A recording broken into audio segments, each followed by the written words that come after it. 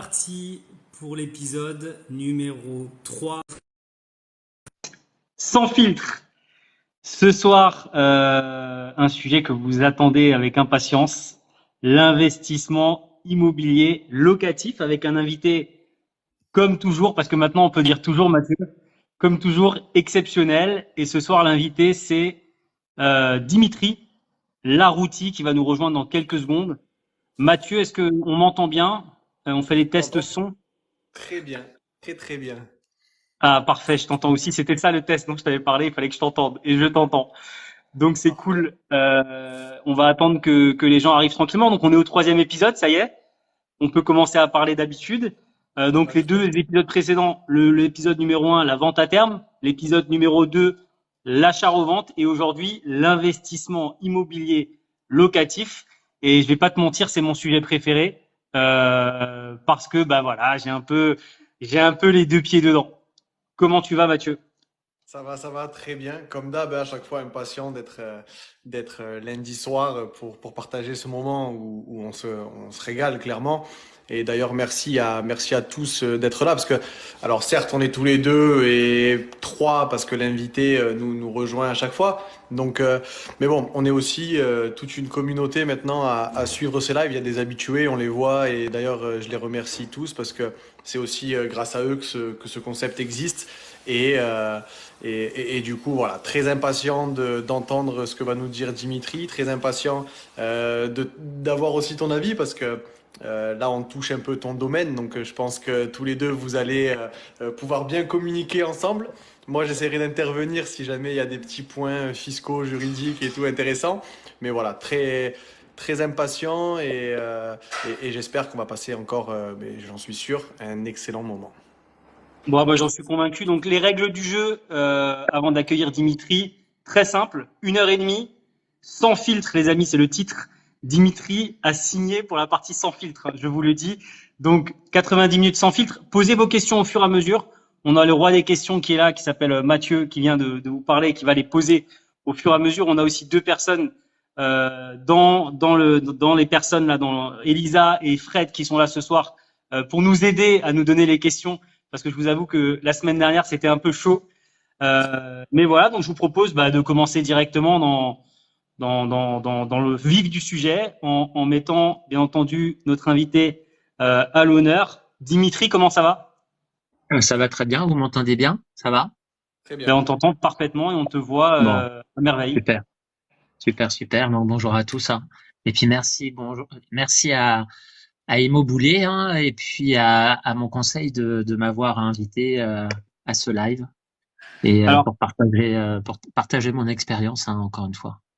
alors Dimitri, c'est assez drôle. Je vais partager un truc parce qu'on a dit que c'était sans filtre. Quand j'ai contacté Dimitri, normalement les appels avant doivent durer 5-10 minutes pour se booker.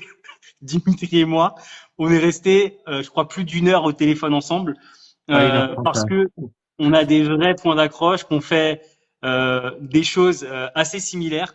Donc moi, je me suis déjà régalé en one-to-one avec toi au téléphone. Donc je pense que ce soir, tout le monde va se régaler. Dimitri, est-ce que tu peux nous dire un peu qui tu es euh, et te présenter pour les 42 personnes qui nous ont déjà, 48 qui nous ont déjà rejoints? Alors avec plaisir, comme tu le disais, hein, je suis multicasquette, donc moi je suis salarié à la base, je suis enseignant-chercheur dans une école de commerce, le SCA Amiens, et je suis directeur scientifique de cette école, c'est-à-dire que je gère les enseignants-chercheurs pour atteindre des objectifs qu'on leur fixe. Ça, c'est mon métier de base. Donc, je suis salarié comme un grand nombre d'investisseurs. À côté, j'ai une activité bien évidemment d'investisseur immobilier où je suis un peu un touche-à-tout. C'est-à-dire que j'ai des studios, j'ai des F2, j'ai des F3, j'ai des murs commerciaux, j'ai des places de parking, j'ai des caves. J'ai touché à la location courte durée également. Et puis encore à côté, je fais partie des business angels de Normandie, donc c'est-à-dire que je fais du private equity, c'est-à-dire que globalement j'investis directement dans des startups ou dans des entreprises, dans la reprise d'entreprises, et je fais aussi de l'accompagnement d'entreprises sur tout ce qui est développement commercial et définition de la stratégie de l'entreprise. Donc c'est vrai que j'ai plusieurs casquettes. Je suis peut-être un hyperactif, je sais pas ce qu'on peut en penser, mais en Il y a tout tous les cas, j'aime symptômes. bien me faire plaisir. Il y a tous les symptômes d'un hyperactif, hein, à la Je sais description. pas. Dis-nous, tu es dans quelle région, Dimitri, du coup? Quelle ville? Ouais. Alors moi, je suis en Normandie et j'habite Rouen, la capitale de la Normandie, et j'investis principalement en Normandie puisque ça, je le dis hein, souvent, l'investissement pour moi, en tout cas, je sais qu'on n'est pas obligatoirement d'accord à ce niveau-là, ou en tout cas, on fait pas les mêmes choses, mais de mon côté, l'investissement se fait à proximité de mon lieu d'habitation pour différentes raisons, notamment pour gérer eh bien soit les locataires, soit le gestionnaire qui fait son travail, mais qui a besoin souvent d'aide ou de soutien dans les démarches. Donc Ok. voilà. Tu me dis hein, si tu veux que je développe ou autre, Alors, ou même répondre à des questions, il n'y a pas de problème. ne t'inquiète pas, on va y aller de toute façon, on va aller vivre dans le vif du sujet très vite. Mais aujourd'hui, pour rester encore à la surface, Ouais. tu as combien de lots et tu fais ce métier, ou en tout cas cette passion, parce que je sais que tu es passionné, d'investisseur immobilier depuis combien de temps? Alors aujourd'hui, on va dire que j'ai alors combien j'ai de lots? J'ai 17 ou 18 lots. Puisque là, ce matin, j'ai eu l'acceptation d'une proposition, donc sur des murs commerciaux cette fois-ci. Donc ça va être bientôt mon 22e ou 23e, je ne sais plus, parce que moi je raisonne souvent en loyer ou en chiffre d'affaires entre guillemets. Euh, et puis au-delà de ces lots, j'ai aussi des participations dans des foncières. Alors comment on raisonne par rapport à ça? J'ai 5% d'une foncière qui a 6 millions par exemple d'actifs immobiliers et bientôt 50% d'une autre qui va beaucoup se développer. Donc voilà. Donc moi je raisonne plutôt en chiffre d'affaires ou en nombre de locataires. J'ai 21 ou 22 locataires actuellement et je fais 120 000 euros de loyer brut par an à l'heure actuelle. Et puis à la fin de l'année, je pense que je serai autour des 130, 140 000 euros avec un objectif dans 4-5 ans. Ça, je le dis souvent, hein, d'avoir 240 000 euros de loyer, tout simplement parce que faut pas oublier que dans les loyers, enfin, on trouve que c'est des montants importants, hein, bien évidemment, mais faut pas oublier que les loyers, c'est pas ce qu'il y a dans la poche. Hein. Alors bon, je dis peut-être, enfin, je m'avance peut-être hein, dans ces éléments-là, mais faut que les investisseurs ou les futurs investisseurs se disent bon bah voilà, une fois que mon prêt sera payé, etc. Une fois que tout sera payé, ok, j'aurai des loyers dans ma poche, mais il y a des impôts, il y a la CSG, la CRDS, l'impôt sur le revenu, etc. Et que globalement, si on a 1 000 euros de loyer, on aura dans sa poche entre 500 et 400 euros. Donc c'est à peu près la moitié. Euh, avec un objectif de 240 000 euros dans 5 ans, bah, ça va être à peu près 120 000 euros, c'est-à-dire 10 000 euros par mois dans ma poche. Voilà. Donc ça, Alors, c'était mon Dimitri, objectif. je Ouais. m'excuse, c'est hyper intéressant ce que tu racontes et on va vraiment rentrer dans le vif du sujet, mais tu peux nous expliquer, pour les Ouais. gens qui parlent pas la même langue que toi, c'est quoi une foncière? Parce qu'il y a tout le monde qui nous demande c'est quoi une foncière? Ah, une foncière, qu'est-ce que c'est? C'est une structure, une société dont l'objet est d'acquérir des biens immobiliers, mais dans des proportions importantes. C'est-à-dire que là, par exemple, en fait, une foncière, ça s'apparente un peu à une SCPI. Je ne sais pas si vous savez ce que c'est, Société civile de placement immobilier, où l'objet principal, c'est bien évidemment l'acquisition de biens immobiliers avec des proportions qui sont un peu, en tout cas moi à mes yeux, hein, en dehors de la norme. Une SCI peut être considérée comme une foncière. Par exemple, c'est une société qui est dédiée à l'acquisition de biens immobiliers. Mais généralement, dans une SCI, on a un bien, deux biens, trois biens, quatre biens, et on va pas au-delà. Là, cette foncière-là a acquis un immeuble de 3000 mètres carrés et pour sa première acquisition, 3000 mètres carrés, 6 millions d'euros de valorisation. Et globalement, eh bien moi, j'accompagne cette foncière dans son développement. Et dans ce cadre-là, j'ai pris une participation dans cette foncière pour l'accompagner. Et Si j'ai été clair, hein, faut pas hésiter à me dire. ouais, je vais en profiter. Concrètement, Ouais. quand tu les accompagnes, c'est quoi sur le terrain, réellement ce que tu fais? Est-ce que c'est de l'accompagnement théorique ou tu as des choses physiquement, des rendez-vous, des... Ah bah non, mais moi je suis quelqu'un de terrain, donc je les accompagne, c'est-à-dire que déjà j'identifie leurs besoins, j'identifie le potentiel du bien, je visite le bien, je mets en relation éventuellement euh, les euh, les acquéreurs et la foncière avec des architectes. Je regarde aussi le dossier pour du financement. Là, par exemple, pour cette foncière, on a acquis l'immeuble en crédit bail. C'est un montage spécifique. Euh, Au sein d'un pool bancaire, alors là, ça va être très technique ce que je vais dire, mais où globalement, quand il y a des montants comme ça, de l'ordre de 6 millions, les banques préfèrent être plusieurs que à être une seule. Et donc, globalement, là, il y avait deux banques nationales plus la BPI, qui est la Banque publique d'investissement, qui nous ont aidés pour acquérir ce bien immobilier. Partage les Euh, risques. Voilà. ouais, c'est ça. Et Dimitri, dis-nous, pour revenir encore un peu en arrière et après on va encore une fois plonger Ouais. dedans, hein, tu peux nous parler de ton tout premier investissement immobilier? Je vois que la question est posée, c'est une des premières questions C'est qu'on ça. voulait te poser. C'est quoi ton tout premier investissement immobilier? Comment, en fin de compte, tu as mis les pieds dans l'investissement immobilier? Est-ce que tu t'en souviens Alors, déjà? oui, parce que je me souviens de Il nous toutes faut les des chiffres, hein. acquisitions que j'ai faites, hein. Il nous Mais faut des c'est pas, chiffres. c'est, ouais, ouais, non, non, mais je suis d'accord, mais au final, euh, ça dépend ce qu'on entend. C'est-à-dire que moi, mon premier achat immobilier, ça a été ma résidence principale en 2007. Un studio, 38 mètres carrés, hyper centre-ville, c'était ma résidence principale.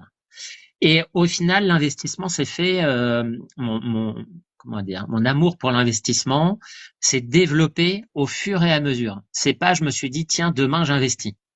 Même si en moi je voulais investir, ça s'est fait très progressivement. Je m'explique. 2007, j'achète mon premier bien immobilier qui est ma résidence principale. 2010, j'achète une place de parking, mais toujours pour moi. Ensuite, j'achète des caves, toujours pour moi, mais là, dans ces deux lots de caves, puisque c'était un lot de deux caves, il y en a une qui est louée à une agence immobilière Nexity, notamment pour stocker en fait de la paperasse. D'accord. Donc ça a été quasiment mon premier investissement locatif, mais quasiment involontaire. C'est-à-dire que moi, j'avais besoin d'un espace de stockage, on m'a proposé ça, et donc voilà. Ensuite, autre bien immobilier que j'ai acheté, cette fois-ci avec ma mère, dans le sud de la France, à 900 km, dans une station thermale. Pire investissement que j'ai réalisé, j'ai perdu 7 ou 8 000 euros sur un investissement pour moi de l'ordre de 25 000, donc grosse baisse. C'est pour ça que j'aime pas investir à distance parce que j'ai rien géré et j'ai perdu beaucoup d'argent. Alors Donc ça attends, c'était arrête-toi sur ouais. cet investissement et explique-nous comment tu as perdu de l'argent, parce que c'est intéressant aussi de savoir comment on perd de l'argent dans l'investissement Et immobilier. surtout, c'est quoi la station thermale? Parce que je suis en train d'investir dans une station thermale dans le sud de la France. Du Pas coup, très loin de j'aurais... Perpignan, pas très loin Bon, de ça va. Perpignan. C'était Amélie-les-Bains, Non, Amélie-les-Bains Palalda, un studio 29 mètres carrés, je crois. Ouais, 27 mètres carrés, 27 mètres carrés, studio acquis. Que je dise pas de bêtises, hein, je crois à 37 000 euros plus frais de notaire, etc., etc. Et puis, ce qu'il faut savoir, c'est que la valeur des biens immobiliers dans les stations thermales dépend de la fréquentation de la station thermale. Or, cette station thermale, au moment où je l'ai achetée et au moment où j'ai vendu, il y a eu une baisse de 30% de la fréquentation. Donc, une baisse de 30% du prix du bien immobilier. Et à un moment donné, rentabilité quasiment nulle, parce que globalement, c'était du 1 ou 2% de renta. Et moi, à l'époque, je commençais à investir et je me suis dit, bah, quel intérêt de garder un bien immobilier où je vais jamais, où je gère rien, avec une rentabilité d'1%, alors que je peux avoir une rentabilité de 6, 7, 10% ailleurs. D'accord? Donc, globalement, un bien 37 000, moi, je crois que je l'ai vendu 29 ou 30 000 euros, plus les frais, des frais, enfin, voilà. Donc, globalement, moi, j'avais calculé que ça m'avait coûté 7 000 euros, quoi. Donc, je sais pas si j'ai été assez précis, mais il faut pas hésiter à C'est dire. Mais très clair, mais du coup, Dimitri, je m'excuse, mais je te mets ouais, face ouais. à ce que tu me disais, mais la notion de loin de chez toi n'a pas vraiment eu d'impact, en fait. Ce qui a eu un impact, c'est juste que tu t'es en fin de compte loupé sur cet investissement-là dans tes calculs, ou en tout cas, dans tes prévisions sur la partie, baisse de fréquentation.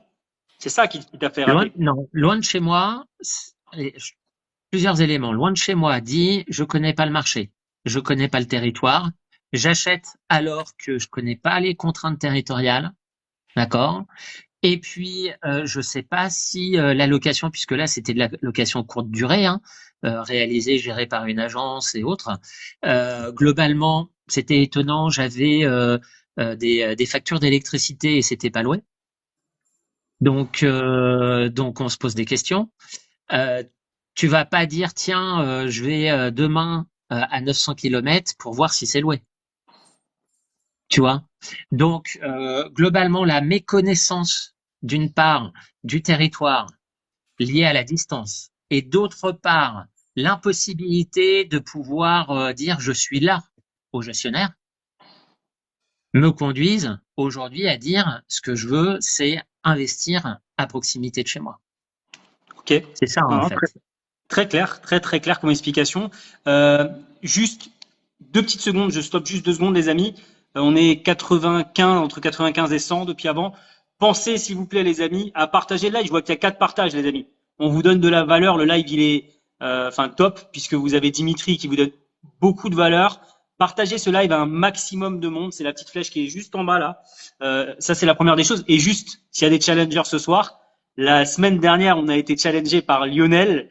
Je sais pas s'il y a des followers à Dimitri qui sont là ce soir, probablement.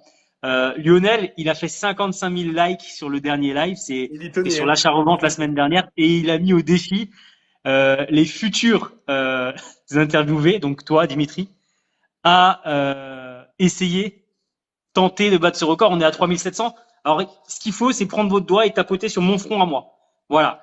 Ça, c'est juste la petite parenthèse. Et pensez à vous abonner, les amis, aux 3 personnes qui sont ici. Et on va continuer. Donc, la station thermale t'a fait, en fin de compte, comprendre qu'un investissement loin de chez toi, c'était une mauvaise idée. En tout cas, toi, dans ta manière de fonctionner, tu sais que moi, je partage pas ça, mais c'est très clair la manière dont tu l'expliques. Donc, honnêtement, ça tient la route. Il y a quelqu'un qui demande, on est encore sur toi, quel est le montant global de ton patrimoine aujourd'hui, en valeur, en euros? Alors en brut, hein, Isia, il demande ça. c'est-à-dire avec dette, on va dire, c'est-à-dire un pas patrimoine net. Aujourd'hui, je suis entre 2 millions et 2 millions 2 à peu près de patrimoine. L'actif? Sachant que là, je prends une participation dans une entreprise que je vais soutenir et participation qui va être évaluée à peu près à 300 000. Donc voilà. Donc je suis à peu près à 2 millions 2, ouais. C'est tes actifs, hein. Ça t'a pas dit net, hein, Ouais, c'est tes actifs. Une bonne flèche. actif Alors, brut. pour Donc ceux c'est qui la nous écoutent, valeur patrimoniale. c'est ça. Pour ceux qui nous écoutent, voilà, l'actif, c'est-à-dire que ça, c'est la valeur. Mais de l'autre côté, je suppose que tu as des dettes et les gens, faut Ouais. qu'ils se rendent compte aussi. Et s'ils revendaient tout ce soir, il n'aurait pas 2 millions en poche. Il aurait 2 Non, millions moins tous les remboursements de ses moins les crédits, dettes. etc. pour que les gens, voilà, puissent comprendre. Aujourd'hui, j'ai à peu près 800 000 euros de dettes. D'accord? Mais il faut bien comprendre que ce patrimoine-là, je l'ai constitué, bien évidemment, moi j'ai 46 ans, hein, mais je l'ai constitué principalement sur les 7 dernières années, à 80%. Et grâce à l'immobilier en partie et aux connaissances que j'ai développées. Parce que ce qu'il faut bien comprendre, c'est que quand on est investisseur immobilier, alors quand on est au début, on connaît pas, mais après on va développer une expertise, et cette expertise va être reconnue en partie par des personnes qui ont d'autres expertises et qui souhaitent éventuellement une complémentarité. Et aujourd'hui, moi, ce que je fais, c'est que sur certains investissements, j'accompagne des entreprises pour le développement patrimonial d'une part de l'entreprise et d'autre part pour le développement patrimonial du chef d'entreprise. Et Alors, derrière, bah, bien évidemment, il y a soit une rémunération, soit une prise de participation. Alors, on a d'autres questions. On va essayer, les amis, on essaye de vraiment de lire un maximum de questions, mais ça va devenir de plus en plus difficile. Plus on sera nombreux, plus vous posez de questions et plus ça sera difficile. Donc, j'essaye de les noter. Si jamais dans les modérateurs, il y en a qui voient vraiment des questions vraiment pertinentes et surtout, au-delà de la pertinence que Dimitri n'a pas déjà répondu, n'hésitez pas à les épingler aussi. Donc Isia s'est fait. S'il demande, ça te fait à peu près combien de bénéfices par mois ramener? À mon avis, ce qu'ils veulent savoir, c'est combien tu te rémunères dessus par mois, quoi. Alors, moi, j'ai une vision patrimoniale, d'une part. Donc, ça veut dire que ce sont des biens qui sont bien placés. Je ne fais pas de location courte durée. Et donc, tout ce... Alors, il faut bien comprendre ce qu'on entend par bénéfice. Il faut pas confondre bénéfice et cash flow. D'accord? Le cash flow, c'est les liquidités qui te restent à la fin du mois et tu peux en faire un peu ce que tu en veux. Les bénéfices, pour moi, c'est globalement les loyers moins toutes les charges, d'accord? Et le remboursement du capital n'est pas une charge, c'est une augmentation de ton patrimoine. Et voilà, donc il y a ces deux éléments-là. Alors, au niveau du cash flow, moi, c'est un cash flow qui est très très réduit, c'est-à-dire que je suis en autofinancement total, mais je dois avoir quoi, 6-7 000 euros de cash flow par an pour faire face aux imprévus. Par contre, sur tout ce qui est augmentation de mon patrimoine annuel, eh bien, je suis autour des 60 à 70 000 euros d'augmentation automatique quasiment de mon patrimoine chaque année. Je sais pas si je suis clair, hein. Alors justement, dis-nous de quoi tu parles quand tu parles d'augmentation automatique. Tu parles là de prise de valeur de tes biens immobiliers, que tes biens immobiliers coûtent plus cher de chaque année, ou c'est quoi ce dont tu Non, parles? alors quand je dis prise de valeur automatique, c'est tout simplement le remboursement du capital Ah, que je voilà. réalise. C'est à peu près entre 60 et 70 000 euros. Donc chaque année, je rembourse 60 à 70 000 euros d'emprunts que j'ai réalisés. D'accord? À cela, il faut ajouter éventuellement les plus-values ou les moins-values. Mais globalement, comme le marché est haussier ou baissier, moi, ce qui m'intéresse, c'est surtout de voir réduire mon emprunt, entre guillemets, et de pouvoir rembourser tout simplement les emprunts que j'ai réalisés pour avoir un patrimoine conséquent. C'est Autrement assez dit, intéressant pardon je Mathieu, disais mais c'est assez autrement, parce que, intéressant ce que raconte vas-y, vas-y. Dimitri parce que et là soyez tous attentifs là-dessus parce que beaucoup d'influenceurs sur les réseaux sociaux vous parlent d'énormes cash flow pour l'investissement immobilier, etc. Alors Dimitri et moi on a le même drapeau, le drapeau autofinancement, mais c'est hyper intéressant parce que vous voyez vous pouvez construire un patrimoine immobilier, pardon, j'ai fait un dérapage sans forcément faire d'énormes cash flow. Voilà, et ça c'est hyper intéressant. Dimitri, est-ce que tu investis en nom propre ou est-ce que tu investis en société? Et la question juste sous-jacente en dessous de ça, c'est t'as tout fait tout seul ou vous étiez des fois plusieurs? Alors t'as parlé de ta maman tout à l'heure. Alors, moi, je fais en nom propre et en SCI. D'accord? Donc, nom propre, je suis le seul, on va dire. À l'heure actuelle, en tout cas, je suis le seul, puisque avant, en nom propre, j'étais en indivision sur l'appartement que j'avais acheté avec ma mère. Mais aujourd'hui, je l'ai vendu. Nom propre. Alors, pourquoi nom propre et SCI? Tout simplement parce que très rapidement, j'ai voulu optimiser fiscalement mon patrimoine et mes rentrées locatives, optimiser mes revenus locatifs. Faut faire attention, hein, quand on est investisseur immobilier, avant même de trouver un bien, faut savoir comment on va l'intégrer dans son patrimoine et comment on va intégrer les revenus fonciers dans son patrimoine. Pourquoi? Tout simplement parce que sur les cinq premières années, il n'y aura pas trop de problèmes s'il y a des travaux, parce qu'il y aura un déficit foncier, etc. Mais après 5 ans, le fisc va venir taper à votre porte et là, ça va faire mal. Ça, je l'ai su très rapidement, tout simplement parce que mon cousin, hein, qui a investi dans l'immobilier, m'a dit j'ai investi beaucoup dans l'immobilier, j'ai fait beaucoup de travaux dans un immeuble et dans des immeubles. Y a pas de problème, j'ai pas payé pendant 5-6 ans d'impôts là-dessus. Mais cette année, je me fais défoncer, pour être clair et net. Pourquoi? Tout simplement parce que il n'a pas réfléchi à la fiscalisation des revenus fonciers. Et moi, avant même d'investir, je sais que je vais pas payer d'impôt sur mes revenus fonciers. Et quand je parle de revenus fonciers sur mon compte TikTok et autres, je parle pas d'impôt puisque j'en paye pas moi d'impôt sur les revenus fonciers. Et donc, comment je fais pour pas payer d'impôt sur les revenus fonciers? En nom propre, c'est du meublé, avec une option qui est une option au réel, c'est-à-dire que j'ai un expert comptable, je déduis tout ce qu'il faut déduire, et puis j'amortis le bien. Là, depuis 7 ans maintenant que je fais du meublé, chaque année ou presque, je suis en déficit. Donc, pas de problème, déficit. Donc sur ces revenus-là, 0 € d'impôt.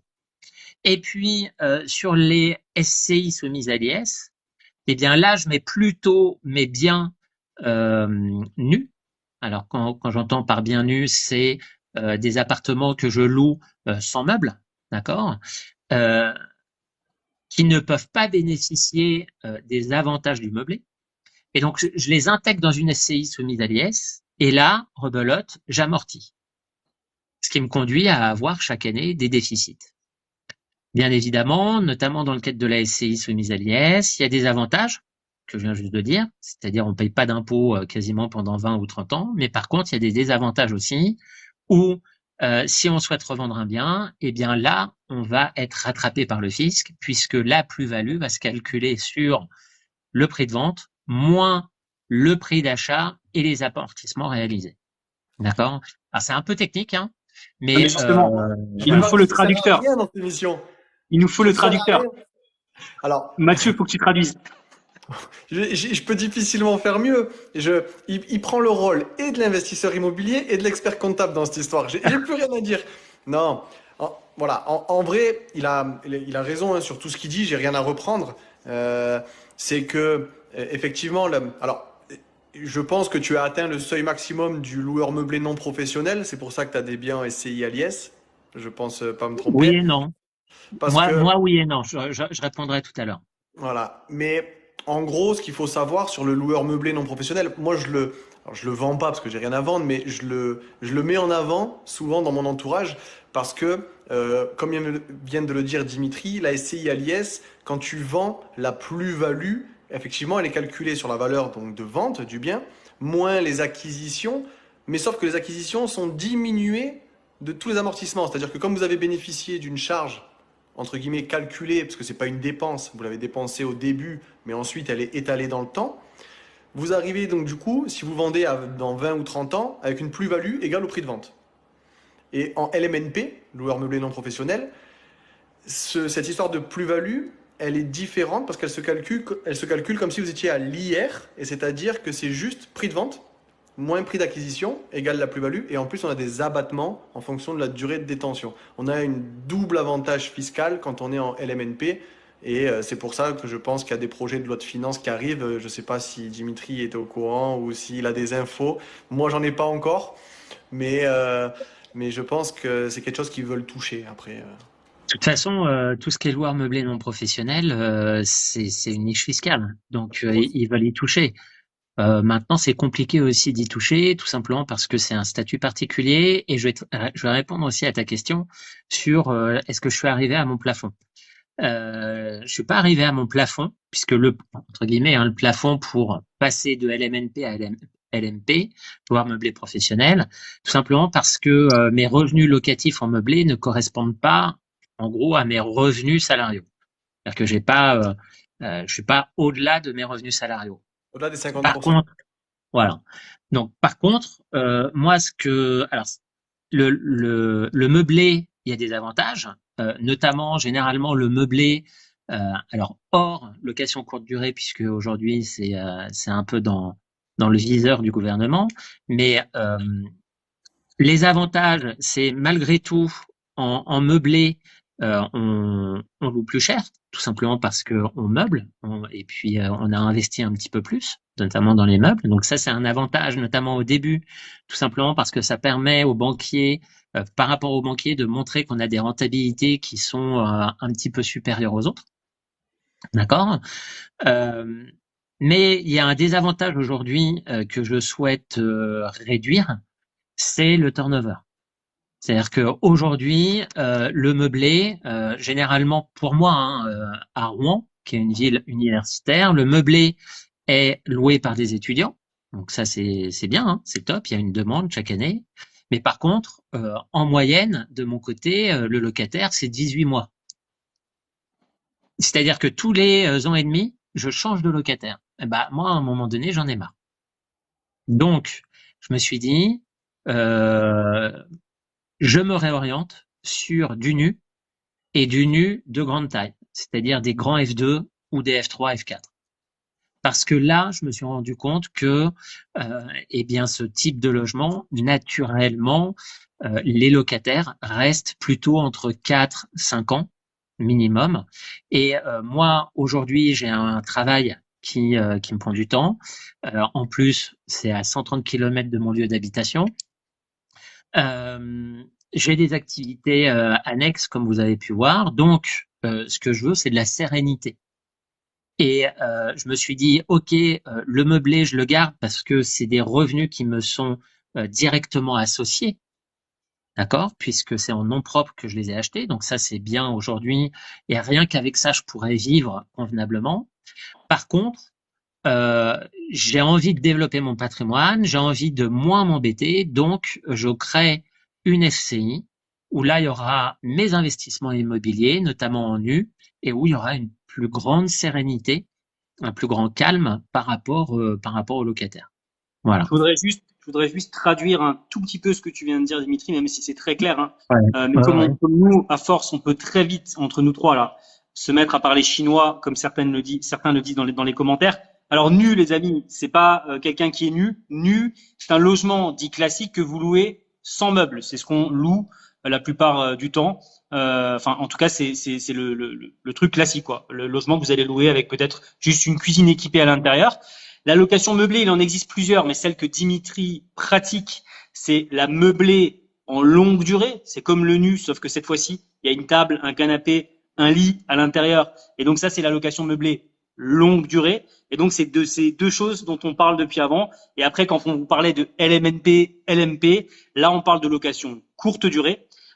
C'est bien ça. Tout à l'heure, quand vous parlez de ça, vous parlez de location courte durée. Et donc, c'est encore autre chose. Voilà. C'est juste pour traduire ce que vient de dire Dimitri. Et tu as fait un petit hochement de tête, donc je te laisse. Non, ce que je voulais dire, c'est que moi, aujourd'hui, j'ai testé 6 mois la location courte durée. C'est simplement ça. Moi, j'ai pas de bien aujourd'hui en location courte durée. Parce que je voulais pas obligatoirement passer quand j'ai testé, je voulais pas obligatoirement passer pardon par une conciergerie. Aujourd'hui, par exemple, je me pose des questions sur un appartement que j'ai qui connaît un turnover important, qui est hyper bien placé en centre-ville. Et ben je me dis et qui conduit. Alors ça, c'est aussi un élément à intégrer hein, quand on est investisseur. Faut accepter que les locataires dégradent le bien, donc notamment en meublé. Et ben ce bien-là, qui connaît un turnover important, est dégradé régulièrement. C'est-à-dire que là, il y a le matelas qui est taché, il y a une armoire qui a été cassée, enfin voilà. Et là, je me pose la question, sincèrement, au prochain locataire, de me dire, tant que ça soit dégradé, autant que ça me rapporte. Donc, je me dis, je testerai bien une conciergerie. Et puis on verra, parce que moi, quand j'avais testé ce bien immobilier-là, à titre personnel, j'étais à 1500 euros en moyenne par mois de loyer en courte durée, contre aujourd'hui 600 euros en location longue durée. Donc Alors, c'était 1500 euros de loyer, charge déduite. Tu parles vraiment non, juste de loyer là. 1500 de chiffre d'affaires. Voilà, de 1500 de chiffre chiffre d'affaires. d'affaires. Est-ce que Dimitri, justement, tu sais que c'est une des questions qu'on voulait te poser, justement, est-ce que tu peux mettre, même si tu y as un peu répondu à l'instant, mais de manière succincte, on nous pose aussi la question dans les commentaires, donc j'en profite. Justement, avantage, inconvénient côté nu, avantage, inconvénient côté meublé, longue durée. Je vais juste intervenir avant que Dimitri réponde.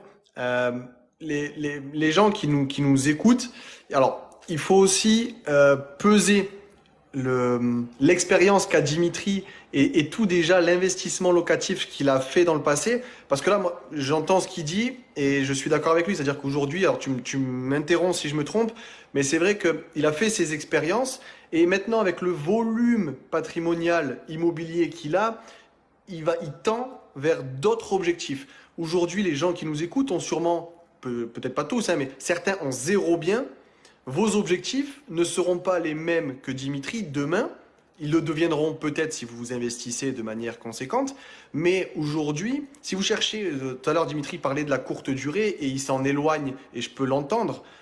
Mais aujourd'hui, pour des jeunes qui vont avoir un seul bien, la courte durée, c'est mon point de vue, va être beaucoup plus rentable et sortir plus de cash flow. Mais c'est pour ça qu'il faut faire attention et que j'essaie de rééquilibrer un peu tout. L'expérience de Dimitri, elle est sur un patrimoine déjà bien fondé. Moi, je Dimitri, je pense, te laisse. alors, je continue par rapport à ce que tu dis. Je pense que ça dépend en fait la vision que tu as de ton patrimoine.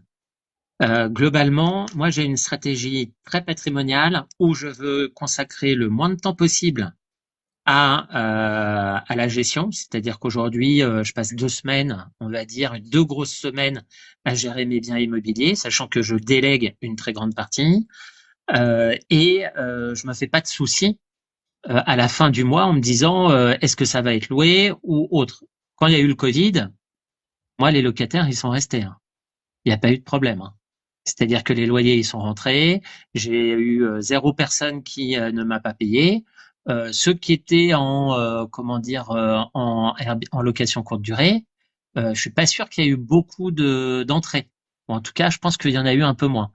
Donc, faut faire attention à la location courte durée dans le sens où quand on achète un bien, on doit acheter un bien qui s'autofinance indépendamment de la location courte durée. C'est-à-dire qu'il faut que ça soit autofinancé même si on loue en longue durée. Parce que si on loue, parce que là, regardez, le bien que j'ai acheté, enfin qu'on disait, moi, il me rapporte 1500 euros de loyer. D'accord? On va dire moins les charges, etc. Généralement, c'est 30%. Ça va me rapporter 1000 euros.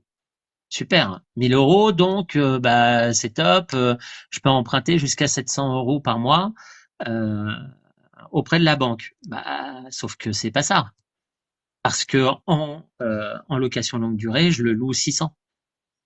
Donc, il faut que mon emprunt corresponde à vraiment 70% de 600, c'est-à-dire 400 euros, quoi. Donc, faut vraiment faire attention. Faut pas et là, c'est aussi pour les jeunes investisseurs, c'est que faut pas être obnubilé par les rendements de location courte durée. Alors, c'est top parce que ça permet éventuellement d'avoir du cash flow et autres, mais faut toujours raisonner quand on achète un bien immobilier sur est-ce que si je le loue en normal, est-ce que je suis autofinancé? Est-ce que ça s'autofinance? C'est important, là, c'est important ce que tu dis, c'est vrai.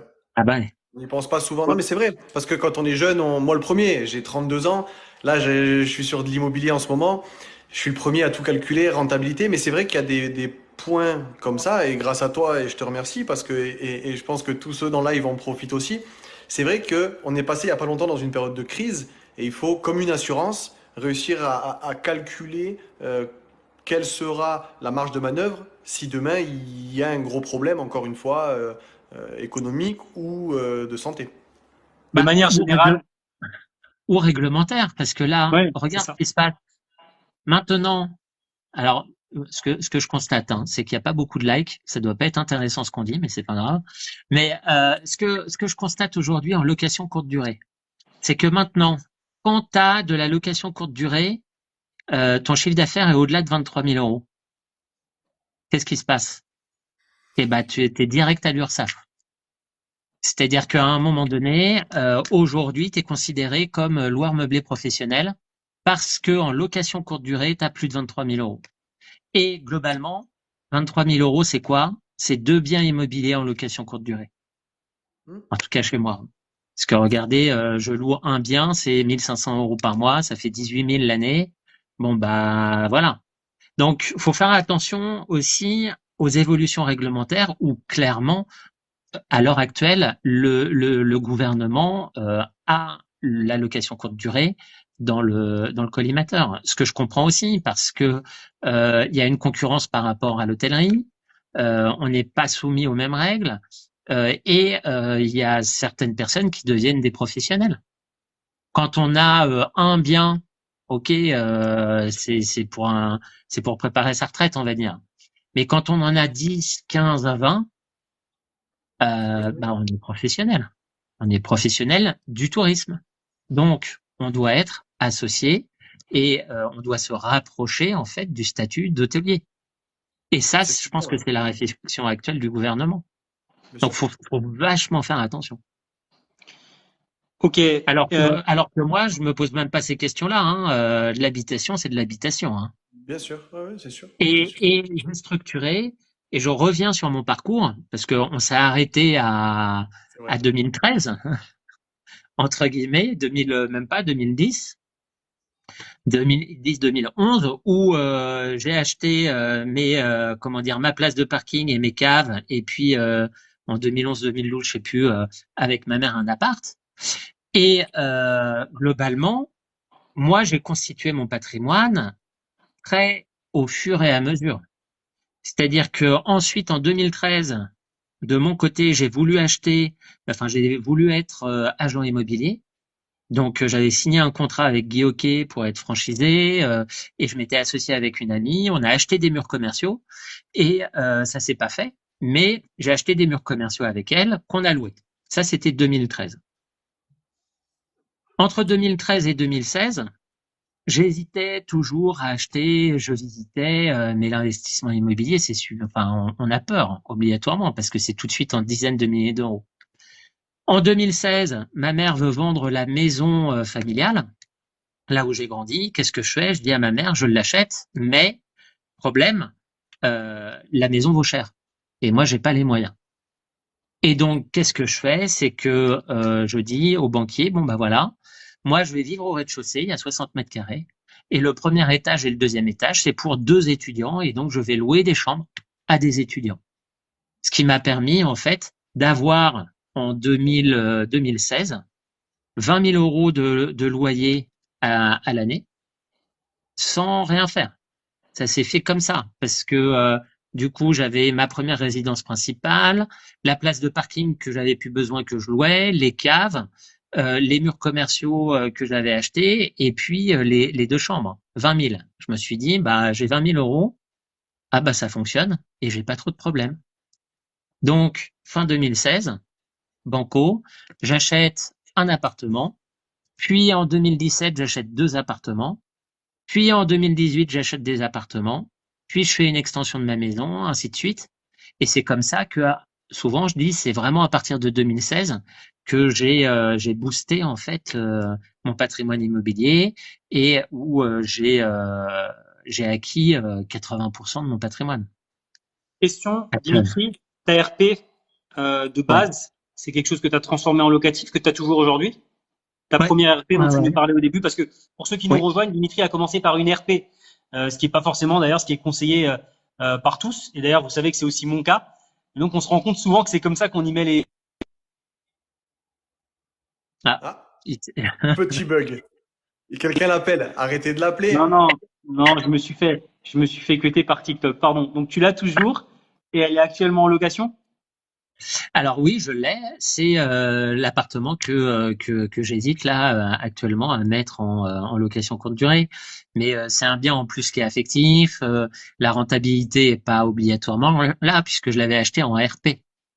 Quand on achète en RP, on n'a pas les mêmes indicateurs que quand on achète en investisseur. Moi aujourd'hui, investisseur, je regarde simplement la rentabilité, la localisation. Et je me moque un peu du coup de cœur, même si je veux que les personnes soient bien dans l'appartement. Mais c'est pas, je me dis tiens, je pourrais y vivre. Mais je me dis pas, je me projette pas. Je me projette potentiellement en tant que locataire en me disant est-ce que ça peut être intéressant pour quelqu'un de louer ce type de bien. Mais donc voilà. Mais comme c'est affectif, c'est comme ma résidence principale. Parfois, on fait des investissements qui sont pas obligatoirement rentables, mais on sait pourquoi. Et l'important pour moi, c'est que ça ne déséquilibre pas mon profil d'investisseur, notamment par rapport au banquier, qui est un partenaire essentiel pour moi. C'est-à-dire que quand j'investis, obligatoirement, j'investis avec les yeux d'un banquier en disant est-ce que il va accepter, compte tenu de mon patrimoine, de mes liquidités, de mon endettement et des relations que j'ai avec lui et des derniers échanges que j'ai eus avec lui. Le banquier, c'est un partenaire et faut le chouchouter. Moi, tous les ans, 1er janvier, enfin 2 janvier, je lui apporte sa bouteille de champagne. Au comptable aussi, j'espère, hein? Oui, le comptable, mais c'est un ami le comptable. On se fait un Ah. resto à chaque bilan. Ouais, Non, j'en- mais faut savoir s'entourer et il faut savoir se faire des amis. Parce que moi, je sais que j'ai énormément appris en échangeant avec mon banquier. Mon banquier, j'ai passé à chaque fois que je le voyais, je mettais 2 heures et je lui posais des questions pour comprendre la vision du banquier. Très important. Voilà. Ça, c'est essentiel. Et c'est pour ça qu'aujourd'hui, alors que je fais pas de location courte durée, eh bien, malgré tout, on continue à me prêter. Là, j'ai acheté un appartement il y a 3 mois, j'ai signé un compromis. Là, il va bientôt être loué. J'ai fait les travaux, etc. Et puis, quand je l'ai vu, à un moment donné, j'ai dit, bah, j'ai peut-être des murs commerciaux. Il m'a pas dit, ah, bah, non, non, on va échanger, on va voir. Et puis voilà. J'en Euh, profite parce que et, tu es sur le banquier. Excuse-moi, ouais. hein, je te coupe. Non, je t'en prie. Juste avant, on est pile poil à la moitié de ces 90 minutes sans filtre. Pour ceux qui nous rejoignent, le concept, il est simple. On a des invités, un invité tous les lundis exceptionnel. Ce soir, c'est Dimitri. Alors, je vous invite à, si ce contenu vous plaît, je vous invite à vous abonner. Surtout tapoter sur le live, continuer à partager. Parce que comme le disent certains dans les commentaires, c'est vrai que c'est ultra enrichissant, c'est intéressant, enrichissant, captivant. C'est peut-être pour ça aussi qu'ils tapotent pas trop, parce que je pense qu'ils sont tous en train de boire tes paroles. Et du coup, j'en reviens sur une question qui a été posée, parce que tu parlais de banquier. Y a Alicia dans le live qui nous dit, elle a 2 biens et les banques ne l'accompagnent plus. Alors comment toi, tu as réussi à passer ce palier en volume et à continuer? Est-ce que tu as continué à offrir des bouteilles de vin tous les 6 mois à ton banquier pour qu'il continue à Ça te suffit prêter? pas. Pardon? Ça suffit pas. Ça Ça suffit suffit pas. pas? Le saouler ne suffit pas. Euh, non. Ce qu'il faut, c'est ok, tu as 2 biens, mais c'est quoi la rentabilité de tes biens? C'est principalement ça. Moi, souvent, je mets en avant la loi des 70%. C'est-à-dire que globalement, il faut que ton emprunt corresponde à 70% du montant des loyers bruts. Donc, tu as un loyer à 1 000 euros, ton emprunt, ça doit être 700. Idéalement, moi, je regarde, souvent, je suis autour des 65%. C'est-à-dire que je suis même en dessous des 70%. Si déjà tu ne respectes pas cette règle-là, tu pourras pas avoir un emprunt supplémentaire. D'accord? Ensuite, deuxième élément, c'est les liquidités. Les liquidités, c'est est-ce que tu as les 6 mois, voire 1 an de liquidité globalement, je dis 6 mois ou un an de loyer en face de toi pour faire face à des imprévus. Moi, de mon côté, j'ai 2 ans de liquidité. Donc ça rassure le banquier. Il y a un problème, bah il n'y a pas de problème en fait. On s'en moque. Moi, c'est pas parce que pendant 1 mois, 2 mois, 3 mois, j'ai 3 à 4 appartements qui sont pas loués, ça m'embête, mais ça me posera pas de problème. Donc parfois c'est ça aussi, hein, c'est tout simplement les liquidités que tu as qui sont mobilisables rapidement. Et normalement, si tu as des liquidités, si tu respectes la loi des 70%, si tu échanges régulièrement avec ton banquier, si tu prends aussi les assurances bancaires, si tu prends des assurances vie chez eux, si tu prends des produits, si tu prends les assurances éventuellement habitation, c'est-à-dire que c'est là où ils gagnent de l'argent, en lui montrant au banquier, oui, je sais, j'ai compris que ce que vous voulez, c'est pas que je sois simplement client à travers l'endettement, mais que je sois client sur d'autres types de produits, parce que c'est là où vous gagnez de l'argent. Et ben, si on a cette relation-là, normalement, on peut aller loin. Mais il y a des indicateurs. C'est pas n'importe quoi. Et ça, faut les avoir en tête, ces indicateurs. C'est-à-dire que globalement, c'est pas tiens, je gagne 10 000 euros, bah ouais, c'est bien, tu gagnes 10 000 euros par mois, mais t'en dépenses 9 000. Donc tu mets que dalle de côté, entre guillemets, parce qu'après, faut payer les impôts, faut ci, faut ça. Donc on va pas te prêter. Par contre, tu gagnes 2000, 2005 et tu arrives à mettre 1000 euros de côté, ah bah là, tu gères bien. Et puis, avec tes 25, 30 000 euros de côté, tu commenceras par un bien. Et puis, tu vas remettre un peu de côté. Puis après, tu referas un deuxième bien, et etc. Et c'est pour ça que, de mon côté, je fais ça très progressivement. Chaque année, je me dis, j'achète 2 à 3 biens actuellement. 2 à 3 biens, c'est quoi? Ça peut être des places de parking, ça peut être des caves ou ça peut être des appartements. Mais 2 ou 3 biens. Parce que malgré tout, si tu achètes 2 ou 3 places de parking par an, ce qui est pas énorme en soi, parce que parfois les places de parking sont pas chères, et ben au bout de 5 ans, tu en as quand même 15 ou 20. Et à 70 euros, même si certains disent ça sert à rien, il n'y a pas de cash flow, c'est pas rentable, bah ouais, bah t'as quand même 1400 ou 1500 euros à la fin du mois, quoi. Donc moi je veux bien dire non à 1500 euros à la fin du mois, mais c'est dommage. Et puis tu as gagné en crédibilité face aux banquiers et tu peux après investir de façon plus importante. Dernier élément, hein, parce qu'il y a sûrement d'autres questions, c'est que faut se poser la question, est-ce que si j'avais un profil, si en face de moi j'avais une personne comme moi, est-ce que je lui prêterais de l'argent? Parce que c'est ça le banquier qui se pose comme question. Est-ce que la personne en face, j'ai assez confiance en lui pour lui prêter de l'argent? Et donc, derrière, il faut envoyer le maximum de signaux pour que la personne ait confiance en toi en tant qu'investisseur. C'est tout. Hein.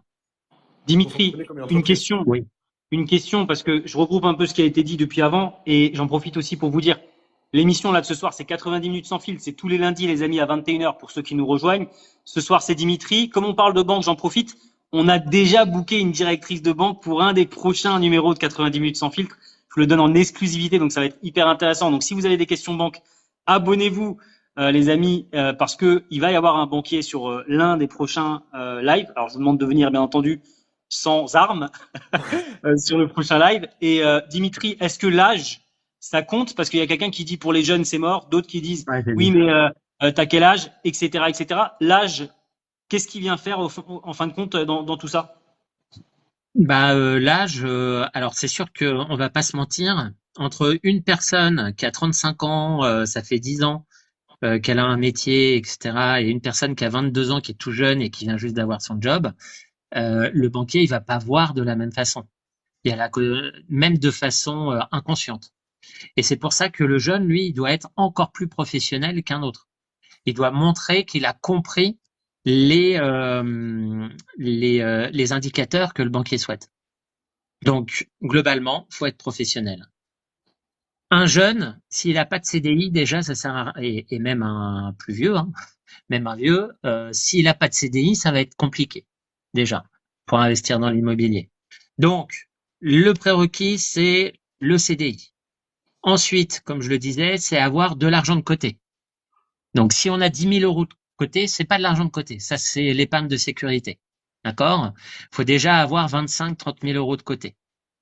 OK? Et une fois qu'on a ça, on a identifié un bien, on fait un dossier avec les caractéristiques du bien, la localisation, le prix au mètre carré sur la région, et enfin voilà, un dossier très propre, avec une rentabilité, avec ci, avec ça, et on le propose au banquier. Et ben là déjà, le banquier il va être plutôt surpris et positivement surpris.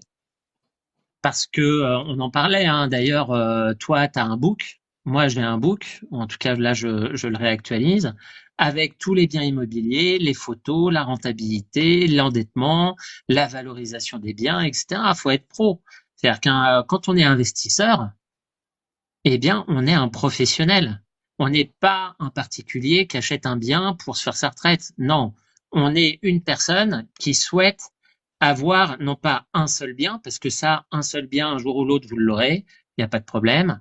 Mais l'objectif, c'est de mettre en place une stratégie qui permette d'avoir 2, 3, 4, 5, 6 biens. Et là, on devient professionnel. Et donc là, faut être carré sur la présentation des biens au banquier. Il faut qu'on avance dans le live, Mathieu, parce qu'on a énormément de questions. Et merci beaucoup Dimitri, c'est passionnant. Juste ce que Dimitri vous dit, c'est très généraliste pour ceux qui disent moi j'ai déjà eu un prêt alors que je suis comme ça, comme si. Bien sûr, il y a même des gens qui ont des prêts sans apport à 45 ans avec des situations très graves. Mais ça existe une fois tous les je sais pas combien. On est vraiment sur des conseils très généralistes ici. Je te redonne la main Mathieu.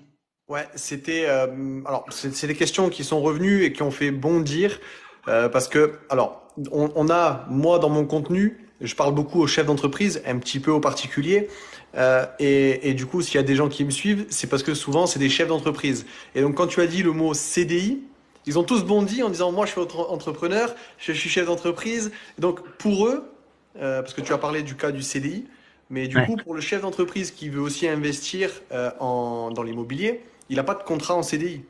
Non, mais par contre, il a des bilans. Et bah là, c'est 2 ou 3 bilans. C'est Voilà. ça. Où il y a pas d'accident. C'est-à-dire que globalement, c'est comment le banquier se rassure. Quand on est salarié, c'est quand on a un CDI.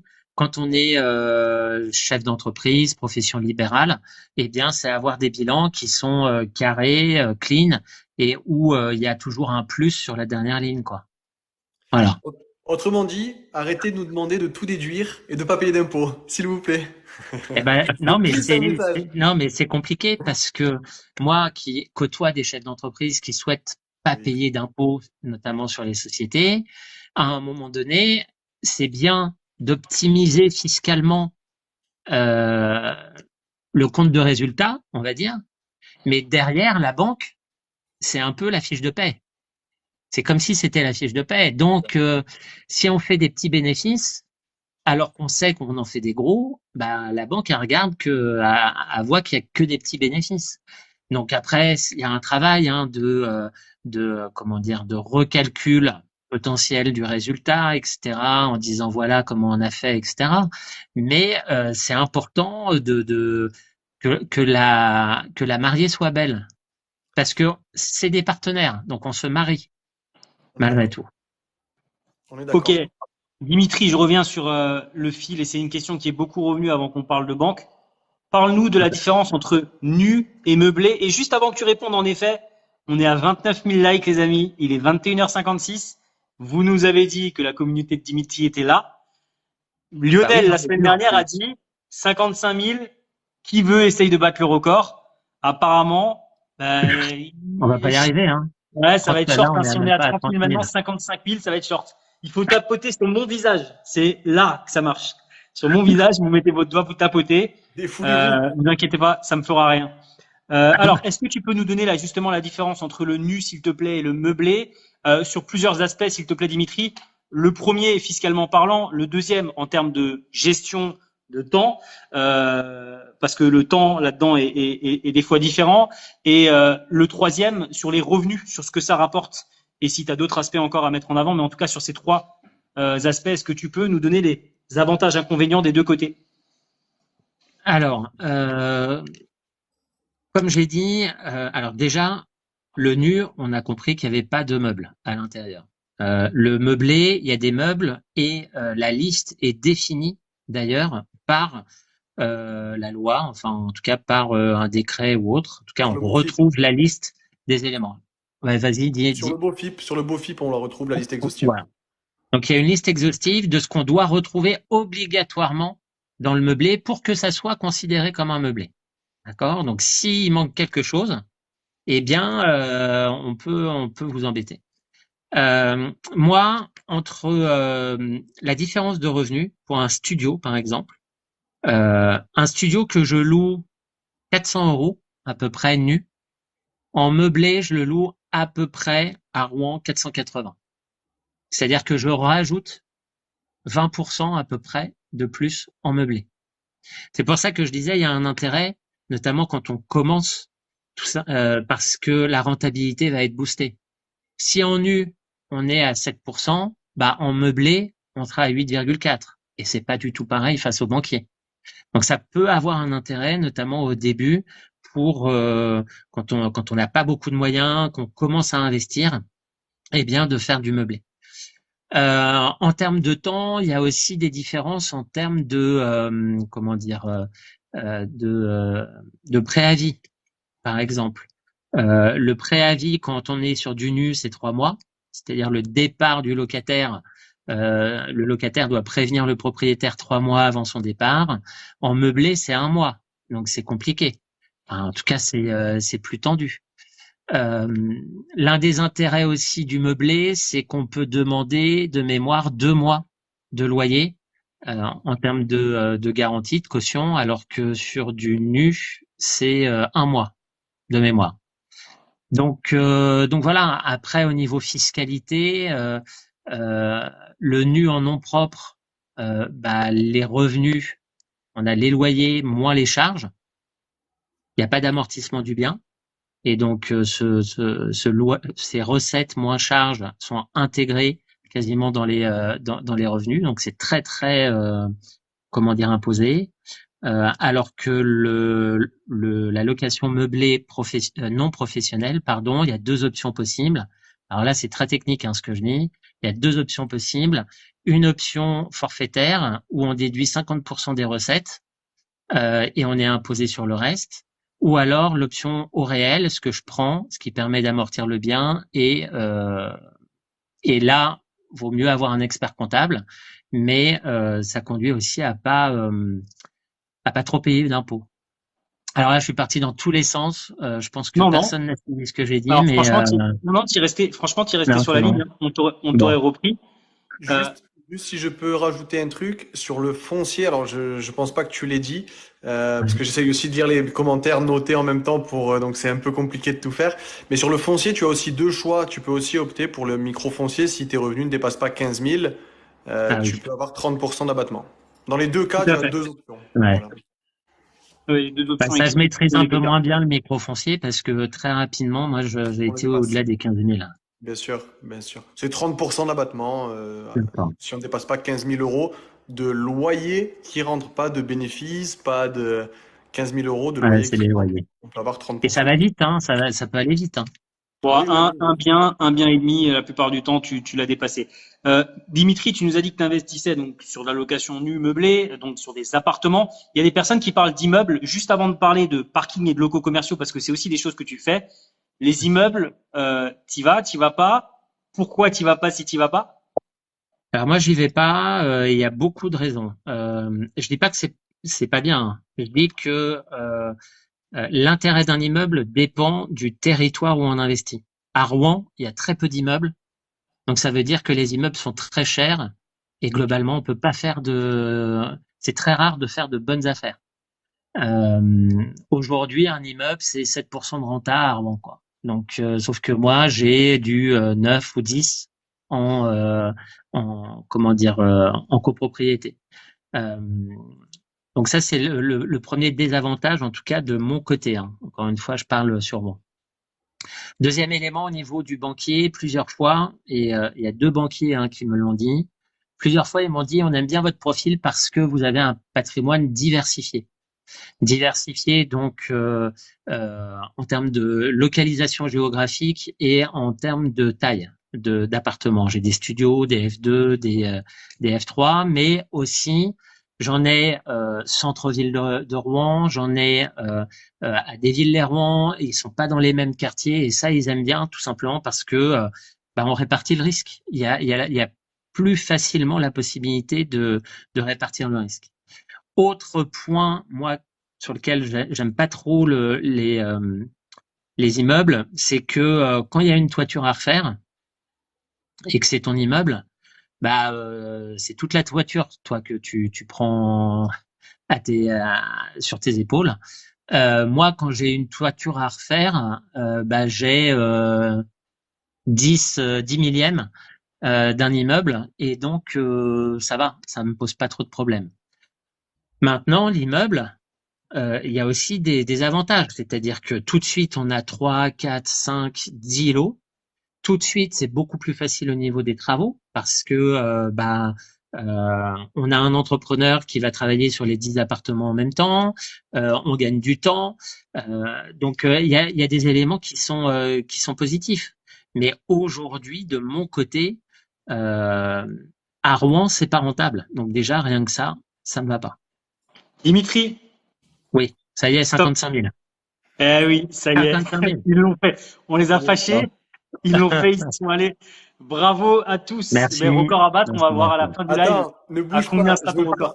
Je partage tout de suite le live à Lionel. Et Je veux go, le faire venir, c'est exactement juste pour ça. qu'il puisse voir.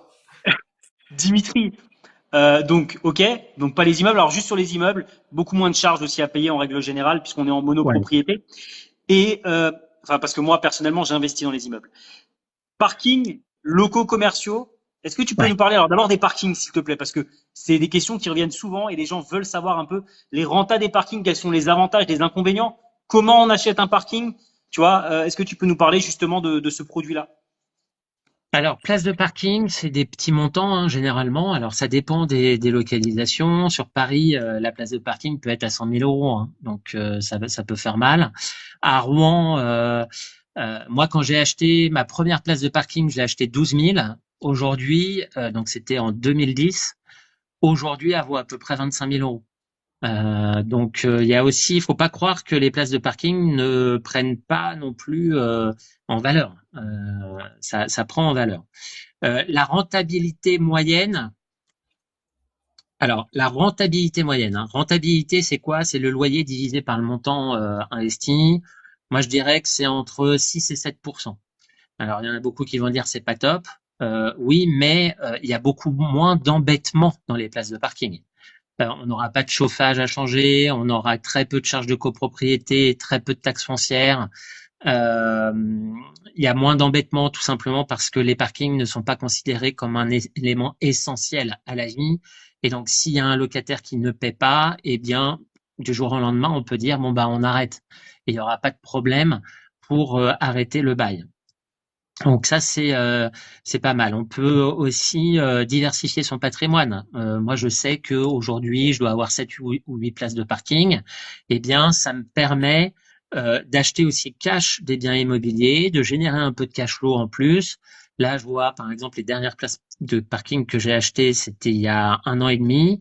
C'était 2 places de parking pour 6 000 euros, frais de notaire compris. Alors, bien évidemment, avec ces 6 000 euros, je vais pas avoir 6 000 euros de loyer. Mais c'est une renta de 12% et ça me va. Tout simplement parce que je suis sur du petit à petit et moi, j'aime bien cumuler. C'est-à-dire que là, aujourd'hui, j'ai 2 places de parking, mais demain, aujourd'hui, j'en ai 7. Ça me rapporte à peu près 500 euros par mois. Et ben, je suis content parce que ça me rapporte 500 euros par mois. Et puis, c'est plus des opportunités. Et puis, ça permet aussi de se faire à l'immobilier, puisque les places de parking, hein, c'est un bien immobilier comme un autre, pour pas trop cher. D'accord? Par contre, faut pas oublier que c'est quand même un peu technique, c'est-à-dire qu'il faut qu'il y ait une demande forte.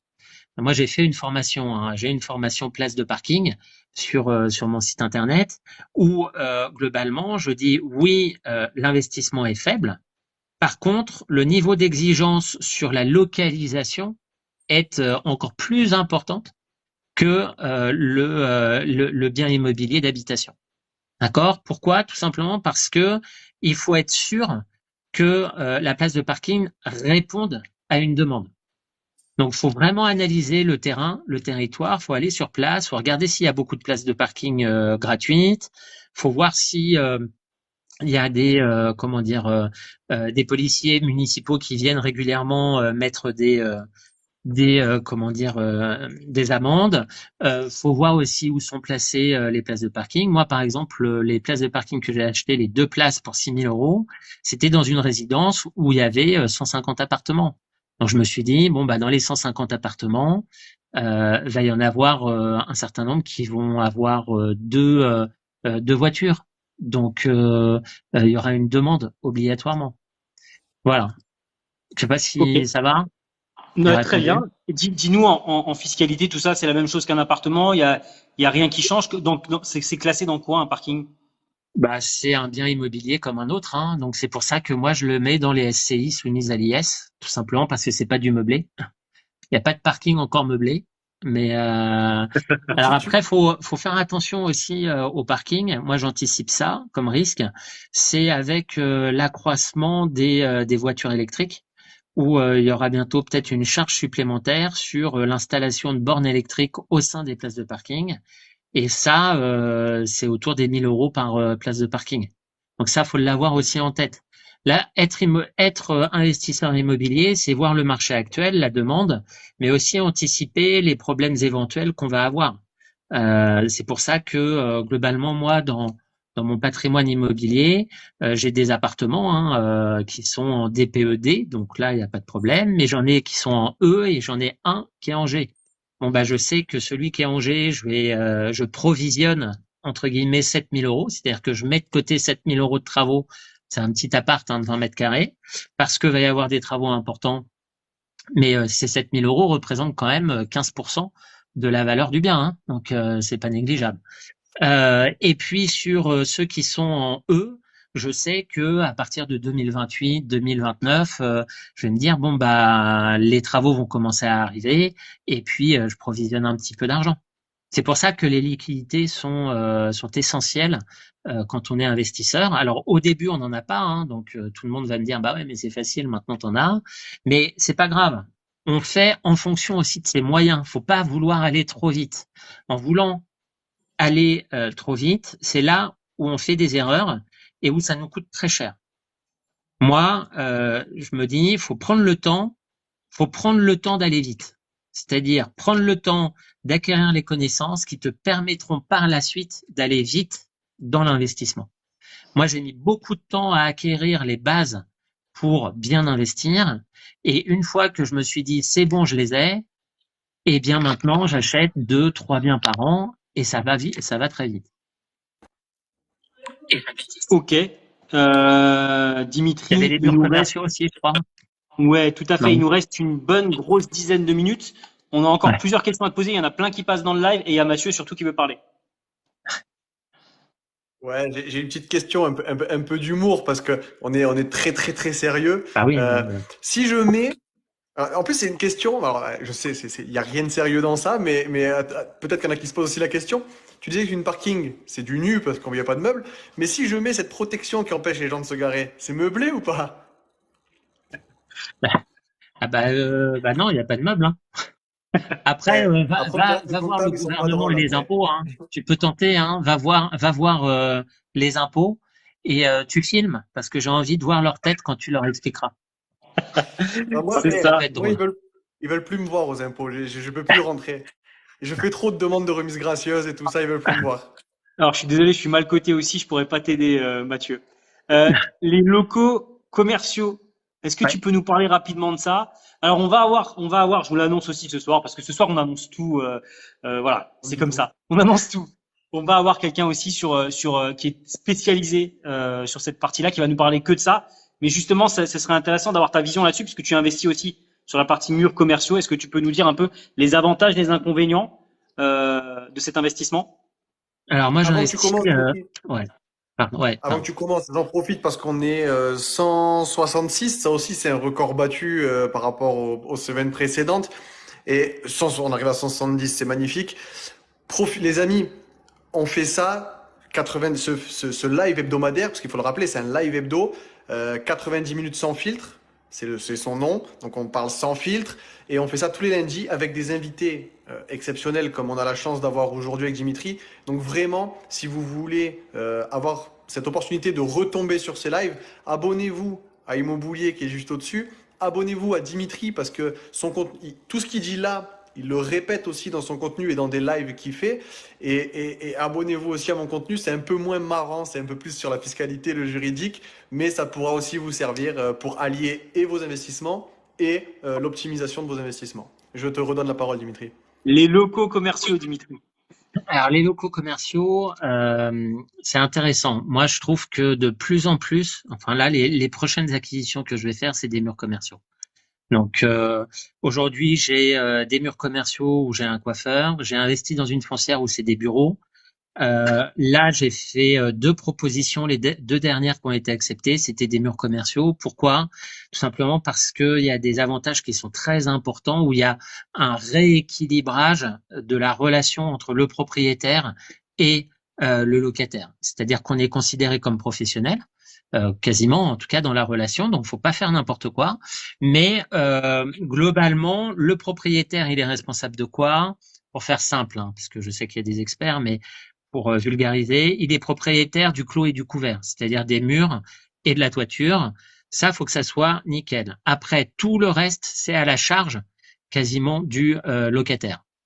Donc ça veut dire qu'il y a beaucoup moins de pression sur le propriétaire quant à l'état au final intérieur du bien, tout simplement parce que le professionnel qui va louer le bien pour développer son affaire va mettre bien évidemment en adéquation et en accord avec le propriétaire, va mettre à son goût l'intérieur. Donc il y a une relation qui est beaucoup plus équilibrée et d'une part, et d'autre part, faut pas oublier que c'est des baux généralement 3, 6, 9 où il y a une activité. Si cette activité est pérenne, on aura un loyer ad vitam aeternam et sans vacances locatives. Moi, les murs commerciaux que j'ai, ça fait 13 ans que j'ai le locataire. Là, il vient juste de changer parce qu'il a vendu son fonds de commerce. J'ai eu 0 vacances locatives. En plus, il y a une rentabilité nette qui est boostée parce que on ne paie pas la taxe foncière, entre guillemets, ou en tout cas, on la refacture au locataire. Donc, globalement, une stabilité des revenus fonciers, une rentabilité nette qui est supérieure, une relation locataire-propriétaire plus équilibrée. Par contre, on est sur des relations professionnelles. Donc moi, obligatoirement, je passe par un bail notarié et je fais un état des lieux par un professionnel. Et généralement, moi, par exemple, je fais gérer par un huissier de justice tous les éléments. Comme ça, au moins, c'est carré. Donc c'est un investissement technique. L'un des éléments aussi peut-être un peu négatif, c'est trouver le locataire et qui peut être le fait de trouver le locataire peut être un petit peu plus long que en habitation, mais une fois qu'on l'a trouvé et qu'il est sérieux, eh bien c'est vraiment pas mal. Et autre point un petit peu négatif, alors je ne sais pas si tu as déjà été confronté, c'est dans le cas où tu veux rompre le bail et où tu as le risque de devoir payer le chiffre d'affaires aux commerçants ou à l'artisan qui profite des locaux. Oui, après ça, alors en gros, pour rompre le bail, ça conduit à quoi? Ça conduit à dire à la personne qui a développé une activité dans les locaux, eh bien, on veut plus te louer. Donc, globalement, il y a une indemnité qui est due, ce qui me paraît logique. Moi, en tant qu'investisseur, je vois vraiment pas pourquoi je romprais le bail d'un locataire qui me paie, dont l'activité fonctionne. Ou alors, on me propose des dizaines de milliers d'euros supplémentaires, mais ça n'arrivera pas. Mais c'est vrai qu'il y a des relations qui sont différentes. Donc, faut les intégrer, faut échanger avec le notaire, les notaires. Encore une fois, hein, je pense que on n'a pas assez conscience, en tout cas les investisseurs ou les jeunes investisseurs n'ont pas assez conscience du nombre de professionnels auxquels on peut faire appel de façon même gratuite pour avoir de l'information et pour ne pas faire trop de bêtises. Je vois par exemple les notaires sur les démarches et autres. Moi, je sais que j'échange beaucoup avec mon notaire également pour pas faire d'erreur. Donc voilà. Je voulais dire autre chose, mais j'ai perdu le fil de. Mais c'est pas grave parce qu'on a encore des questions pour toi, Dimitri. Et il nous reste quelques minutes, donc on va en profiter pour les poser. Tu peux nous dire, mais vraiment de manière rapide, parce qu'on veut connaître ce sujet. T'investis un peu dans les SCPI. Ouais. Qu'est-ce que c'est? SCPI. Comment elles vont et explique-nous comment ça se passe. Oui, parce qu'on a eu des commentaires la semaine dernière où on nous posait déjà cette question-là. On leur a vendu le fait qu'il fallait être là aujourd'hui parce qu'on nous dit que ça se casse la gueule, etc. Donc on attend ton expertise là-dessus. Alors, expertise, en tout cas, mon retour d'expérience, ça c'est sûr. Moi, j'ai acheté des SCPI en 2010. 2010, j'ai acheté. Alors, c'est quoi, Dimitri? C'est quoi des SCPI? Alors, SCPI, Société Civile de Placement Immobilier, globalement, c'est une entreprise qui achète des biens immobiliers et l'individu a des parts de cette société qui achète des biens immobiliers. Après, il y a plusieurs profils de SCPI. Il y a des SCPI qui achètent principalement des bureaux. Il y a des SCPI qui achètent principalement des murs commerciaux, ce qui n'est pas pareil. Il y a des SCPI qui investissent peut-être plutôt dans des murs d'hôtels ou de résidences pour anciens. D'accord? Donc il y a des profils qui sont différents. Donc ça déjà, faut avoir intégré quel profil, si on veut investir dans les SCPI, c'est qu'est-ce que je veux acheter? Est-ce que je veux acheter des bureaux? Est-ce que je veux acheter des murs commerciaux? Ou est-ce que je veux acheter des résidences pour seniors? D'accord? Et c'est là l'élément essentiel, en tout cas l'un des éléments essentiels à prendre en considération, et pourquoi certaines SCPI aujourd'hui se cassent la figure, notamment les SCPI qui ont beaucoup investi dans les bureaux. Parce que avec le télétravail, eh bien, il y a des difficultés de plus en plus importantes pour remplir les bureaux et trouver des locataires. Donc ça, c'est le premier élément, c'est comprendre l'activité et comprendre l'investissement de la SCPI. Deuxième élément à prendre en considération dans les SCPI, c'est la valorisation. C'est-à-dire, est-ce que c'est une SCPI qui pèse 100 millions ou est-ce que c'est une SCPI qui pèse 3 milliards? Ça, c'est un élément essentiel, notamment pour la revente. On comprend que si j'ai une SCPI qui pèse 100 millions, je vais avoir beaucoup plus de difficultés à revendre mes parts, parce que c'est sur le marché secondaire, hein, ça se fait pas automatiquement. Il faut trouver un acquéreur pour acheter ses parts. Donc, si c'est 100 millions, je vais avoir plus de difficultés à vendre mes parts que si la SCPI pèse 3 milliards avec je ne sais combien de personnes qui ont investi dedans. Moi, par exemple, j'avais investi dans une SCPI qui était la plus grosse SCPI de France. Eh bien, j'ai dit, voilà, je veux revendre mes parts. Bon, 2 semaines après, j'avais le montant sur mon compte. C'était très liquide. Donc, plus la SCPI est importante en termes de capitalisation, plus elle est liquide. Moins elle est importante, moins elle est reconnue, moins il y a d'investisseurs et moins elle est liquide. Ça, c'est un élément important. Autre point à prendre en considération aussi, au-delà du secteur d'activité, c'est la localisation. C'est où est-ce que la SCPI achète ses biens? Est-ce que c'est dans des capitales ou est-ce que c'est en province? D'accord? Ça, c'est un élément aussi à prendre en compte, notamment en termes de stratégie d'investissement.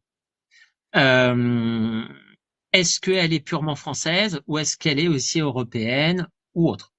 C'est les 3-4 indicateurs à prendre en compte. Après, il y a bien évidemment le rendement, mais aujourd'hui le rendement, je trouve qu'il est pas hyper important puisque en tout cas, quand j'avais regardé il y a quelques mois, on était entre 4 et 5%.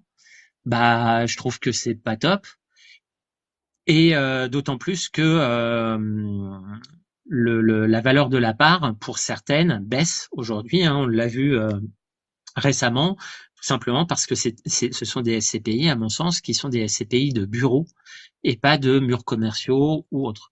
Et les bureaux, aujourd'hui, va y avoir un taux de vacances locatif qui va augmenter. Et donc, il y a une revalorisation de la part qui va être plutôt en moins qu'en plus. Ça va? Oui, parfaitement. Écoute, on a encore la possibilité de te poser des questions qu'on pose à tout le monde quand il passe sur 90 minutes sans filtre. Pour les 150 personnes qui sont là, c'est tous les lundis à 21h, ce qu'on est en train de faire avec des invités différents, exclusifs. Alors ce soir, on a la chance d'avoir Dimitri. La semaine prochaine, vous verrez qu'il y a un sujet hyper intéressant. Vous pouvez aussi retrouver les rediffusions sur YouTube.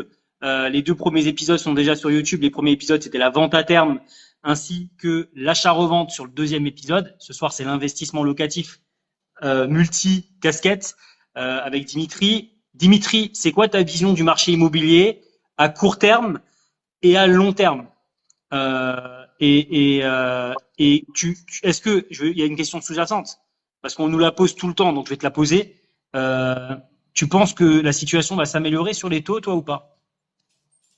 Alors, concernant les taux, j'en ai rien à faire. Clairement, c'est un truc, moi. Non, mais quand on est investisseur, on s'en moque des taux. Ce qui est important quand on est investisseur, c'est que le banquier dise oui. Voilà. Après, quand on est un investisseur, quand on se dit investisseur, le métier d'investisseur, c'est de trouver des opportunités où la rentabilité est assez bonne pour faire face et pour réaliser l'autofinancement. Donc globalement, moi, les taux d'intérêt, je m'en moque totalement. Ensuite, le marché immobilier, je pense que dans les années à venir, en tout cas dans cette année, l'année prochaine, en tout cas sur les 18 prochains mois, il va y avoir des opportunités de malade pour les investisseurs et c'est à ce moment-là qu'il faut investir. Pourquoi moi aujourd'hui j'investis beaucoup et encore plus là tu vois, j'ai acheté plein de biens cette année. J'ai investi dans la foncière, j'ai acheté un appartement. Là, j'ai fait une proposition pour 2 murs commerciaux. Et si le banquier me dit toujours oui, l'année prochaine, j'aimerais bien acheter 4, 5 biens immobiliers, tout simplement parce qu'on peut négocier, que il y a des rendements de malade et qu'on est en position de force quand on a la banque derrière soi. Donc, à un moment donné, il faut arrêter de dire qu'aujourd'hui, c'est la crise immobilière pour les investisseurs. Au contraire, c'est le moment où on peut investir avec des rentabilités qui vont être plus importantes que ce qu'on a connu. Et donc, c'est top. Maintenant, pour répondre à ta question sur les taux d'intérêt, les taux d'intérêt, pour moi, ça va augmenter jusqu'à 5-6%. Donc, sur les 18 prochains mois. Après, il y aura une stabilité pendant 2-3 ans et après une baisse pour revenir autour des 4 dans 3-4 ans. À mon sens, ça n'engage que moi, mais c'est cyclique, toujours. Donc dans 5 ans, on reviendra autour des 4% et puis ça recommencera à baisser un petit peu. Mais encore une fois, les personnes qui se focalisent sur le taux d'intérêt n'ont pas compris ce qu'était l'investissement immobilier. Moi, je Dimitri, préfère. Ouais. pardon, Non, excuse-moi. non. T'es contre? On nous demande juste parce que c'est sous-jacent et je vais l'oublier. Sinon, est-ce que du coup, tu déconseilles de passer par un courtier à Ah travers oui, ce que tu en évoques? plus, Eric, c'est un abonné. Le courtier, enfin, je suis pas contre les courtiers. Moi, je suis pour avoir le prêt. Tu vois. Donc après, par n'importe quelle solution. Si tu passes par un courtier et que c'est plus facile de passer par un courtier pour avoir le prêt, l'objectif final, l'objectif que tout investisseur doit avoir, c'est j'ai vu une opportunité, je dois avoir mon prêt. Et je m'en moque que ça soit à 4 ou 4,5. Parce que si on est à 0,5 points de différence, ça veut dire que c'est pas vraiment une opportunité. Hein. Moi, ça m'intéresse énormément, Imo, si tu peux mettre un sondage pour savoir si aujourd'hui les gens, ça les freine de les taux qui sont en train de monter, hein, parce qu'on parle de presque 5%, je pense, au dernier trimestre ou peut-être début 2024. Est-ce que ces taux, comment dire ça, psychologiquement, C'est ce qui vous vous donne, bloquent vous à empêche l'investissement? d'investir. Ouais, ouais. Ouais. Alors, mettez un smiley qui sourit. Je vais lancer le sondage. Un smiley qui sourit pour oui, ça me freine. Smiley qui pleure pour ça ne me freine pas. Smiley qui sourit, ça me freine. Smiley qui pleure, ça ne me freine pas. Ça va être Et équilibré. puis là, on est à 3 minutes de la fin presque. On est à 69 000. J'espère qu'on va arriver quand même aux 70 000. Hein. Quand même. Je te Ça va être Non, pensais il pas faut tellement faire des challenger, points. Dimitri. Je te pensais pas aussi challenger. Tu y allais doucement, mais tu y allais quand même. Hein. Un peu comme dans l'investissement immobilier. C'est ton Le parcours. principal, c'est C'était la même d'atteindre son chose sur but. les lives. La courbe exponentielle après. Pfiouf. C'est ça. Non, non, Euh, mais c'est vrai. À un moment donné, l'objectif, c'est de réaliser ses rêves, réaliser ses projets. Le seul qui puisse réaliser ses rêves, au-delà de nous, hein, c'est le banquier. Donc, moi, le banquier, je l'adore et il peut me mettre. Enfin, je regarde pas le taux. Je sais que de toute façon, il va peut-être être 0,2, 0,3 points au-dessus de ses concurrents. J'en ai rien à faire. Mais rien à faire. Donc, alors, la discussion, c'était très partagé. C'était moitié-moitié. Donc, tu vois, Mathieu, c'est moitié-moitié. Mais parce que il y a quand même eu une influence de Dimitri, on est aussi sur des abonnés de Dimitri, forcément des miens et probablement des tiens. Et c'est vrai qu'on parle quand même souvent du fait qu'aujourd'hui, les taux, ça, c'est pas que ça veut rien dire, c'est juste qu'il faut les prendre en compte dans le calcul de la rentabilité, point à la ligne. Et moi, je suis d'accord avec Dimitri. Dimitri, une dernière question. Oui. En quelques chiffres, est-ce que tu peux nous donner l'investissement immobilier idéal? Le bon investissement immobilier, voilà, je veux me lancer sur un investissement immobilier. C'est quoi, pour toi, l'investissement immobilier idéal en quelques chiffres, là? C'est De compliqué en courte fonction du durée. profil. Ouais, alors c'est compliqué en fonction du profil parce que quand on est au début, quand on a 20, 22, 23 ans ou quand on a 30 ans et qu'on a déjà 2 ou 3 biens immobiliers, c'est différent. On va partir du principe qu'on commence et qu'on veut acheter son premier bien immobilier. Pour moi, c'est un bien immobilier qui est pas trop cher, qui remet pas en difficulté la personne si ça se passe mal, avec une rentabilité qui répond à la loi des 70%. Donc globalement, si j'achète un bien à 60 000 euros, mon remboursement de loyer, ça va être 4, à peu près, si j'emprunte tout, ça va être 400 euros par mois, enfin 350 euros par mois. Il faut que je puisse le louer 500. D'accord? Donc faut que aujourd'hui la renta, faut être compris au minimum, faut avoir au minimum 9% de renta brut, minimum. Ok. Et après, en intégrant le fait qu'il n'y a pas de travaux, que la localisation est bonne, etc. C'est-à-dire qu'un bien immobilier, c'est pas que la rentabilité, c'est la localisation, la demande, l'état du bien. Moi, ce à quoi j'apporte un élément essentiel, c'est les communs dans les immeubles. Voilà, faut que ça soit propre. Et j'arrête parce qu'il est 22h30. Tu as Il y a pas de pub, raison. y a pas de pub qui vont arriver, ça va, Non, non, mais on c'est n'est pas ça. Et encore à la radio. surtout, non, non, mais c'est vrai que pour être équitable avec les futurs invités et avec Lionel, qui a fait 55 000 likes, on va devoir s'arrêter. Dimitri, donc c'était 90 minutes sans filtre. Tu étais notre troisième invité. Franchement, on a été ravis de t'accueillir. Dites-nous en commentaire Merci à si ça vous. vous a plu. Vous l'avez dit au fur et à mesure, mais franchement, c'était un kiff de t'avoir. Pour tous ceux qui nous regardent, c'est tous les lundis à 21h sur ma chaîne. Mais pensez à vous abonner à Dimitri. Ah, mon conseil de poche. Dimitri, on peut te retrouver où? Sous quel nom? C'est quoi tes réseaux? Alors moi alors sur TikTok c'est Dimitri Laroutis, mon nom et mon prénom. Mon site internet c'est go-man.fr où il y a quelques formations gratuites sur la principale et puis quelques payantes dès qu'on est sur des spécificités. Voilà, hein, tout simplement. Goman ou Dimitri Laroutis. Bon, en tout cas, c'était Merci à tous, hein. vraiment un plaisir. Et dans les commentaires, plaisir partagé. Les gens veulent te revoir. Donc, t'es le bienvenu sur 90 minutes sans filtre une prochaine fois. J'en profite, je reprends le micro pour les quelques secondes qui nous restent. Donc, abonnez-vous les amis, donnez de la force à Dimitri, à mon conseil de poche qui est juste là, qui co-anime avec moi tous les lundis à 21h. La prochaine invitée, parce que c'est une femme, la prochaine invitée, les amis, parce que on nous a dit il faut un peu de femmes quand même, parce qu'on a eu que des hommes depuis le début. Donc alors on l'a pas choisi parce que c'est une femme, on l'a choisi parce qu'elle a beaucoup de talent sur le domaine qui est le sien. Alors c'est une femme qui est juriste de formation.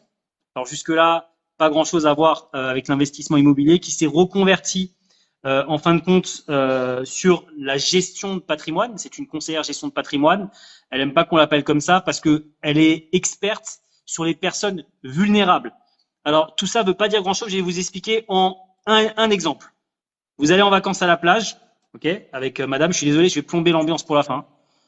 Vous faites du jet ski, vous faites un accident de jet ski, vous êtes dans le coma, ok. C'est à ce moment-là qu'elle intervient. Qu'est-ce qui se passe de vos biens immobiliers? Qu'est-ce qui se passe de vos comptes bancaires? Ce sont des choses qu'on n'anticipe pas assez. Et elle sera là pour en parler. Vous allez voir que c'est assez impressionnant. Moi, j'ai discuté avec elle par téléphone. En fait, ce qui se passe, si vous avez rien anticipé, c'est que si vous avez une société, elle va s'effondrer parce que personne n'aura les procurations en fin de compte pour pouvoir faire les signatures des choses. Personne n'aura accès à vos comptes. Personne n'aura accès à vos biens immobiliers. Et je parle pas de décès, je parle juste d'un coma ou d'une maladie qui vous empêche de parler. Voilà tous les sujets qu'on va aborder la semaine prochaine. Elle s'appelle Laetitia, aide patrimoniale sur TikTok. Elle a énormément de gens qui la suivent comme Dimitri. Voilà, donc ouais, le mec, ça va être l'ambiance. Oui, je suis désolé, mais c'est le sujet passionnant qui sera celui de la semaine prochaine. C'est important aussi de prévoir ce genre de choses parce que ça arrive à tout le monde. On a tous quelqu'un qu'on connaît à qui c'est arrivé, et donc c'est important d'anticiper ces sujets-là. Je vois Dimitri qui fait comme ça. Je pense que c'est des choses, des questions nous qu'on se pose quand on achète des biens immobiliers. Qu'est-ce qui se passe demain?